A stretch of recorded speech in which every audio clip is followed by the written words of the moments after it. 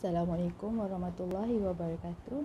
Nama saya Nur Syahira binti Jamaluddin dan saya dari AP 2474A. Untuk video pembentangan subjek CTU 552 Falsafah dan Isu semasa ini, saya akan membentangkan tentang konsep ketuhanan dalam perspektif agama Kristian yang telah saya kaji semasa membuat kertas kerja yang pertama. Antara yang ingin saya kongsikan di sini ialah tentang konsep Tuhan Bapa. Tuhan Bapa adalah gelaran yang diberikan kepada Tuhan dalam pelbagai agama, iaitu Tuhan yang paling tinggi atau terkenali dalam agama Kristian, di mana dalam arus utama Trinitarian, agama Kristian, iaitu Tuhan Bapa, dianggap sebagai orang pertama dari Trinity, diikuti oleh orang kedua iaitu Tuhan Anak, dan orang ketiga pula iaitu Tuhan Roh Kudus. Selain itu, dalam agama Kristian, konsep Tuhan sebagai Bapa Yesus Kristus adalah lebih kepada metafisik daripada konsep Tuhan sebagai pencipta dan juga Bapa kepada semua orang. Oleh yang demikian, secara umumnya, gelaran Bapa itu melambangkan peranan Tuhan sebagai pemberi kehidupan, pelindung yang kuat, dilihat atau dipandang sebagai yang maha kuasa dan maha besar, maha mengetahui, dan juga mempunyai kuasa yang tidak terbatas dan amal yang melampaui pemahaman manusia.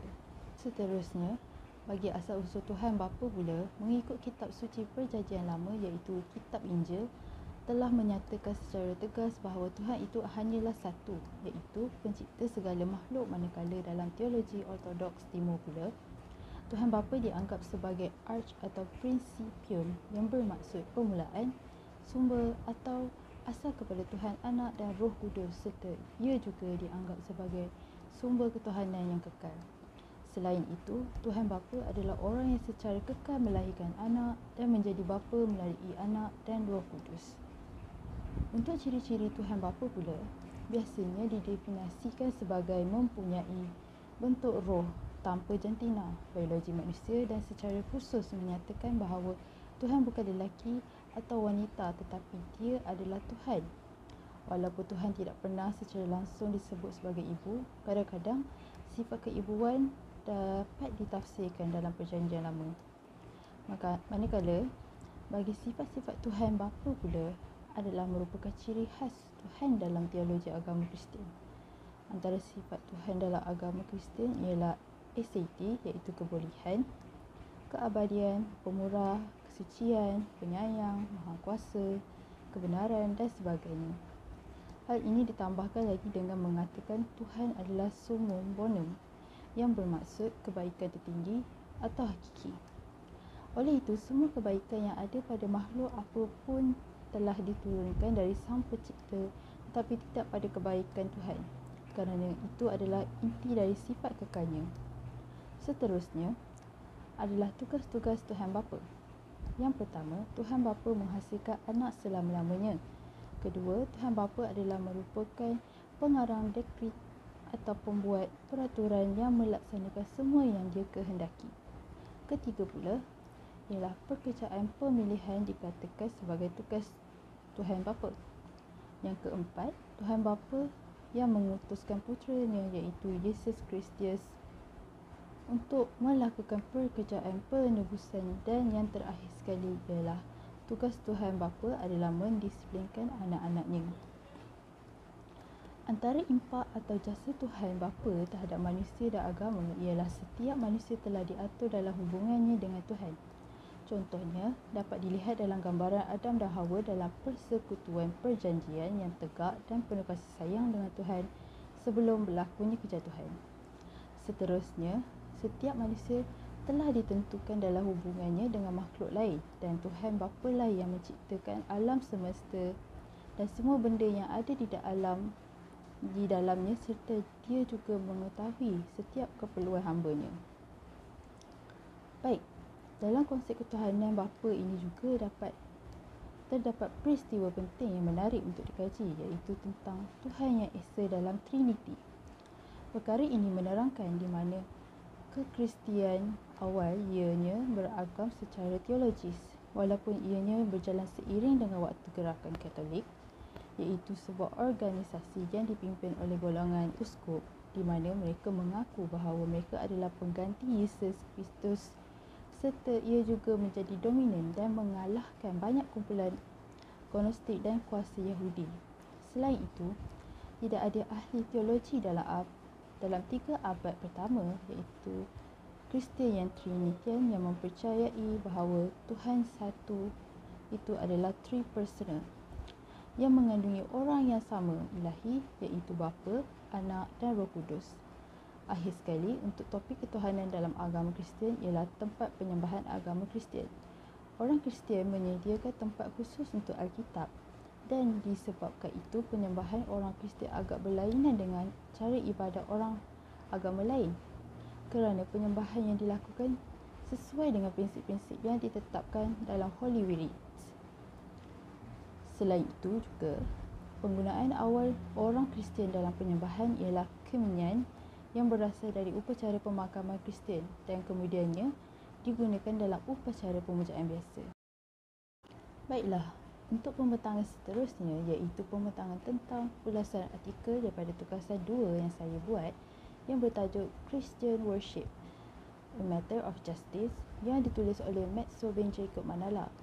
Apa yang dapat disimpulkan dalam artikel ini adalah mengenai tentang nilai atau penekanan pentingnya penyembahan Kristian dalam kehidupan orang Kristian di mana penulis menghujahkan isu-isu penting yang perlu ditekankan dalam penyembahan Kristian dan menyimpulkan bahawa kaitan antara penyembahan Tuhan dan tindakan keadilan tidak dapat dipisahkan.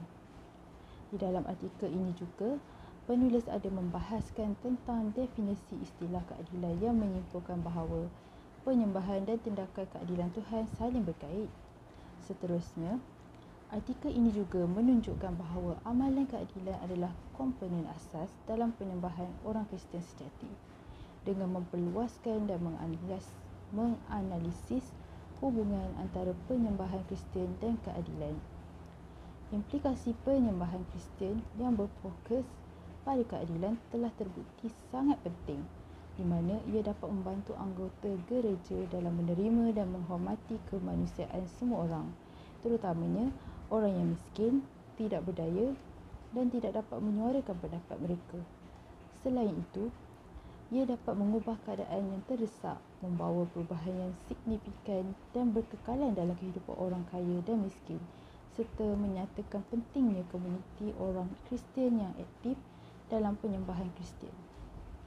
Di akhir artikel ini juga ada menuliskan tentang implikasi untuk penyembahan Kristian, di mana penulis percaya bahawa komuniti agama harus kekal aktif dalam mengenal pasti orang-orang yang tidak berkemampuan seperti mereka yang dijangkiti HIV atau AIDS, orang yang terpinggir dari masyarakat, orang asing dan sebagainya.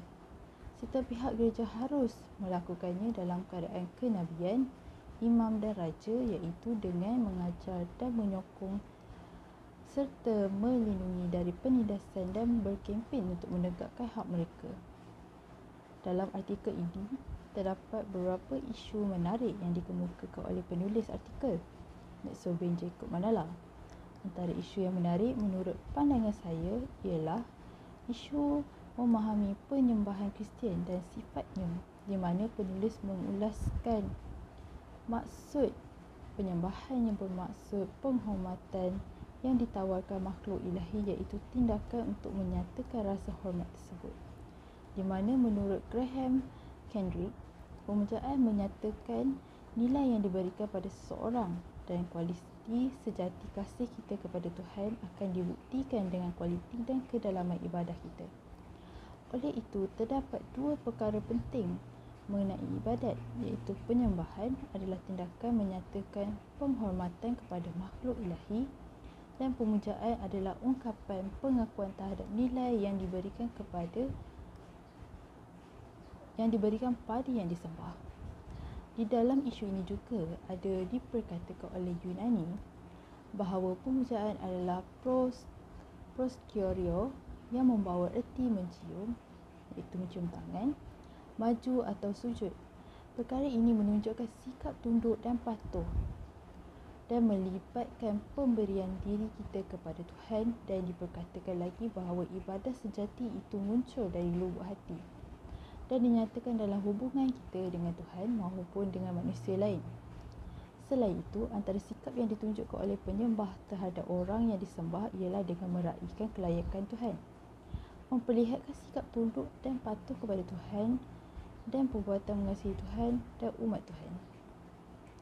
Hal ini menyebabkan penyembahan Kristian yang autentik membuahkan hasil dalam kehidupan orang Kristian. Secara kesimpulannya, setelah saya kaji artikel ini, saya mendapati bahawa ia sangat berguna untuk para penyelidik untuk membuat kajian mengenai upacara atau aktiviti dan kepentingan penyembahan agama Kristian dengan lebih mendalam. Namun begitu, penggunaan bahasa Inggeris dalam artikel ini perlulah diselaraskan mengikut audiens yang disasarkan agar maklumat yang ingin disampaikan kepada pembaca dapat difahami dengan jelas dan tepat.